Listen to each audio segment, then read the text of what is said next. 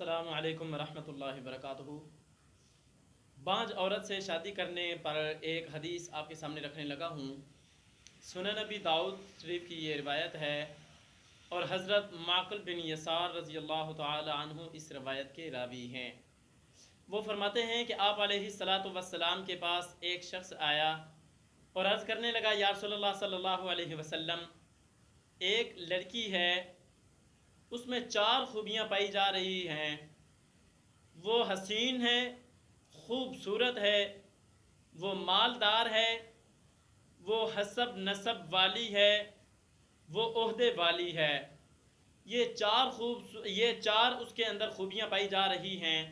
میں اس کے ساتھ نکاح کرنا چاہتا ہوں، مگر اس میں ایک عیب ہے۔ وہ عرض کرتے ہیں، یا رسول اللہ صلی اللہ علیہ وسلم، بات یہ ہے لا تلد، وہ بچہ نہیں جن سکتی، یعنی کہ وہ بانج ہے۔ تو آپ علیہ الصلاۃ والسلام نے فرمایا، نہاہو، نہ کرو اسے، یعنی کہ منع کر دیا، واپس بھیج دیا۔ اب صحابی کچھ دن بعد پھر حاضر ہو گئے، 3 بار آپ علیہ الصلاۃ والسلام کی خدمت میں وہ حاضر ہوئے، اور تینوں بار انہوں نے یہی ایک ہی سوال رکھا اور یہی ایک ہی انداز رکھا۔ سوال میں بھی کوئی تبدیلی نہیں آئی اور بات کرنے میں بھی کوئی تبدیلی نہیں آئی۔ آپ علیہ الصلاۃ والسلام نے تیسری دفعہ عجیب جواب ارشاد فرمایا۔ اس جواب سے پہلے آپ کے سامنے ایک بات رکھتا چلوں کہ اس حدیث میں اگر دیکھا جائے، اس بات میں دیکھا جائے، تو پھر تو بانج عورت سے شادی کی ممانعت ہے۔ ممانعت کیوں ہے وہ بھی آپ کو تیسری بار جو وہ صحابی گئے ان کو جو آپ علیہ الصلوۃ والسلام نے فرمایا، جواب ارشاد فرمایا تھا، وہ بھی آپ کے سامنے رکھتا ہوں۔ اس حدیث کے مطابق تو بانج سے ممانعت ہے، لیکن اب ہم اسی حدیث کو لیتے ہوئے کیا بانج عورت سے شادی نہیں کریں گے؟ کیا اس کی کچھ خواہشات نہیں ہوں گی؟ کیا اس کی اپنی زندگی نہیں ہوگی؟ کیا وہ اپنا اسلامی لحاظ سے اگر جینا چاہے اور ایک اسلامی دائرے کے اندر رہتے ہوئے جینا چاہے تو کیا پھر اس کے لیے شادی جو ہے نہیں کی جا سکتی؟ اس کے ساتھ کسی کے لیے بھی نہیں ہے۔ اس بات کا خاص خیال رکھا جائے کہ اگر بالفرض کسی عورت سے نکاح ہو گیا اور اولاد نہیں ہوئی تو اب اس کو طلاق کا جو ہے جواز یہ کسی صورت بھی نہیں بنتا۔ اسلام یہ تو کہتا ہے کہ آپ بانج سے شادی نہ کریں، لیکن اگر کہیں پہ آ کے بعد میں پتہ چلے کہ یہ بانج ہے تو اس کا مطلب یہ نہیں ہے کہ پھر اس کو طلاق دے دی جائے۔ اس کے ساتھ آپ ایسا رویہ اختیار کریں کہ اس کی اجازت سے آپ آگے شادی کروا لیں۔ اسلام 4 شادیوں کی اجازت دے رہا ہے آپ کو، آپ 4 شادیاں کروا سکتے ہیں، مگر جہاں اسلام آپ کو دوسری تیسری چوتھی شادی کی اجازت دے رہا ہے نا، وہاں اس نے ایک حق بھی رکھا ہے کہ آپ اپنی پہلی بیوی کی اجازت سے آگے قدم اٹھائیں۔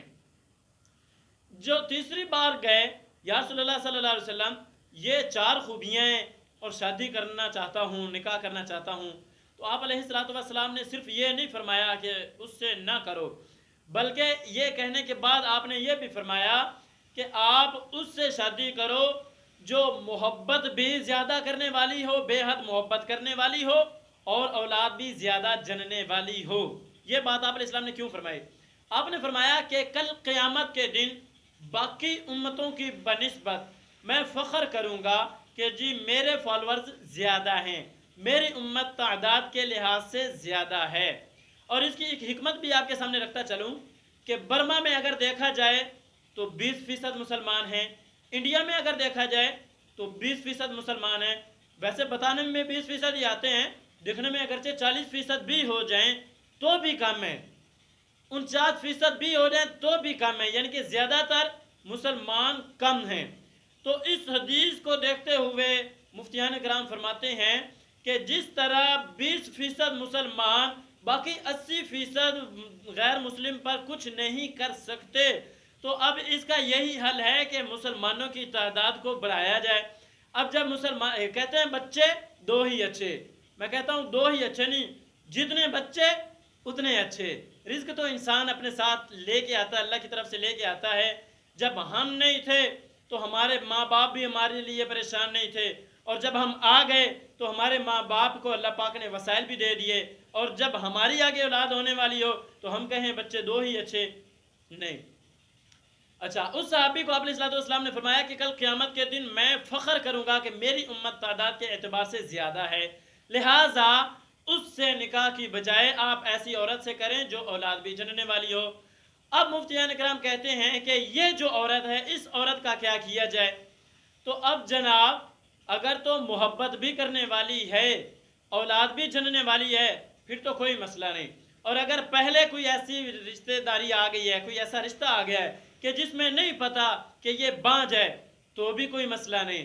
اور اگر کہیں ایسا موقع آ جاتا ہے کہ بعد میں پتہ چلتا ہے کہ یہ بانجھ ہے اور پھر اس کو رکھنے میں پھر بھی کوئی مسئلہ نہیں، لیکن اس کو ایسی نظروں سے دیکھنا کہ یہ اولاد کے قابل نہیں ہے اور اس کو زمانے میں، اس کو جہان میں ایک نشانہ بنا دینا، اس کی بھی اسلام اجازت نہیں دیتا۔ ہاں، اگر آپ کے پاس وسائل ہیں، آپ 4 شادیاں کر لیں، آپ 4 میں اس ایک بانجھ کو رکھ لیں، اور یہ لازمی نہیں ہے کہ ہر جگہ پہ اولاد کا نہ ہونے والا جو کردار ہے وہ عورت میں ہی پایا جائے گا۔ للہ ما فی السماوات و ما فی الارض، جو کچھ بھی زمین و آسمان میں ہے وہ سب کچھ اللہ ہی کے لیے ہے، اسی کے قبضہ قدرت میں ہے۔ یخلق ما یشاء اناسا، جسے چاہے وہ بیٹیاں ہی بیٹیاں دے دے، وَيَهَبُ لِمَن يَشَاءُ الذُّكُورَ، اور جس کو چاہے وہ بیٹے ہی بیٹے دے دے، اور وَيَهَبُ لِمَن يَشَاءُ الذُّكُورَ أَوْ يُزَوِّجُهُمْ ذُكْرَانًا وَإِنَاثًا، وہ چاہے تو بیٹے ہی بیٹے دے دے، وہ چاہے تو بیٹیاں ہی بیٹیاں دے دے۔ وَيَجْعَلُ مَن يَشَاءُ عَقِيمًا، وہ چاہے تو بانجھ بنا دے، وہ چاہے تو نامرد بنا دے، وہ چاہے تو بیوی میں ایسی چیزیں پیدا کر دے کہ اولاد کے قابل نہ رہے، وہ چاہے تو مرد میں ایسی چیزیں پیدا کر دے کہ مرد اولاد کے قابل نہ رہے۔ اگر آپ شادی کے بعد 8-10 سال کے بعد ہمت ہار چکے ہیں اور آپ کہہ رہے ہیں کہ جی اس بیوی سے اولاد نہیں ہو رہی، تو نہ جانے آپ آگے شادی کرائیں، اس کے بعد بھی آپ کو اولاد نہ ہو، اس پر بھی علماء سے رابطہ کیا جائے۔ آپ مفتیان کرام سے پوچھیں کہ میرے لیے کون سا عمل بہتر ہے، میں اب کیا کام کر سکتا ہوں۔ آپ اپنا رخ جہاں ہر دوسرے کام میں اختیار کرتے ہیں، وہاں پہ آپ اپنا رخ کچھ تھوڑا سا مفتیان کرام کی طرف بھی بدلیں، تاکہ آپ آنے والے جنجال پوروں سے، آنے والے مسائل کے شکار ہونے سے بچ سکیں۔ بعد میں آنے والے مسئلے سے پہلے اس کا حل ہی آپ علماء کرام سے لیں، آپ مفتیان کرام سے لیں۔ اس حدیث کو لیتے ہوئے تو بانجھ عورت سے شادی نہیں کی جا سکتی، مگر اگر ایک بانجھ کے ساتھ شادی ہو گئی ہے تو اسے طلاق بھی نہیں دی جا سکتی۔ اور اگر آپ کے آس پاس کوئی ایسی لڑکی ہے، ایسی عورت ہے جو بانجھ ہے، تو آپ بے شک اس کے ساتھ نکاح نہ کریں، پھر آپ اس کی ذمہ داری اٹھا لیں، آپ پھر اس کے گھر کے اخراجات اٹھا لیں، آپ اس کی ضرورتیں پوری کرنے میں آپ اس کے معاون بن جائیں، پھر آگے اللہ پاک آپ کا معاون ہوگا۔ امید کرتا ہوں کہ آپ کو یہ ویڈیو پسند آئی ہوگی، اسے لائک اور شیئر ضرور کیجیے گا، اور مجھے رکھیے گا دعاؤں میں یاد۔ اب ملیں گے انشاءاللہ نیکسٹ ویڈیو میں، تب تک اللہ حافظ۔